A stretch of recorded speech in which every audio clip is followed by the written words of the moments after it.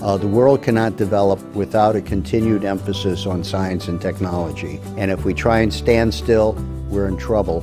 So we have to move forward. And I think placing it on the agenda of the G20 is absolutely essential.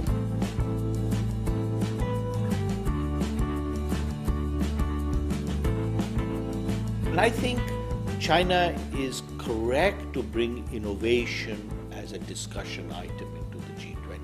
Overall, China has, as you know, stressed that it wants to, put in this aspect of innovation. It wants to ensure that it is, invigorating or raising the bar on actions, including on structural reforms. It wants to focus on interconnectedness, including on trade and investment, and it wants to make sure that the growth is inclusive. So I think that's a nice thematic way to link all the agenda items. But then from here, what China will have to do with the G20 is to say what then are the concrete deliverables.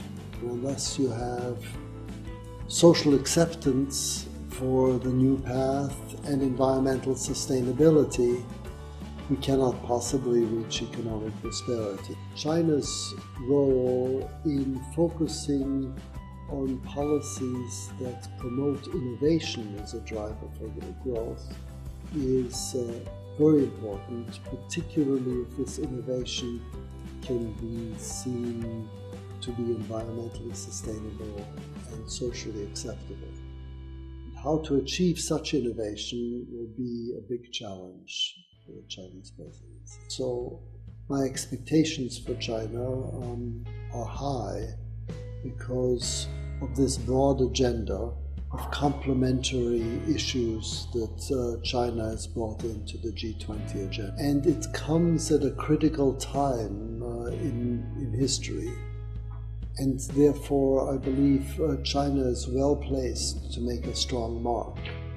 Well, I think it's very important what China is doing, placing innovation at the center of the G20, because innovation is now placed at the center of the Chinese domestic policy. And now this has become an agenda for the world at the G20. This is extremely important. The problem is that we still have a major financial crisis and a lot of threats on the horizon that can destabilize that type of a development. But the directionality of where it's going is absolutely essential. The world cannot develop without a continued emphasis on science and technology. We have certain limits to what we can do with our present technology, and if we try and stand still, we're in trouble. So we have to move forward, and I think placing it on the agenda of the G20 is absolutely essential. So the new source of global economic growth is actually going to be pretty similar to the existing sources of global economic growth. Innovation is actually a process that has been happening for many centuries. It is something that will continue to happen, and economies will need to adjust to that.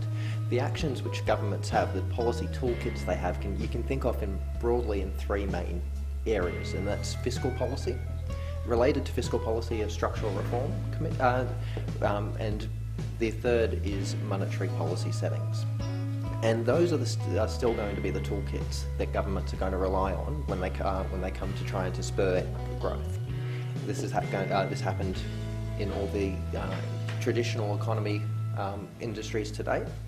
These are going to be the same tools that will be used in managing innovative new industries as well.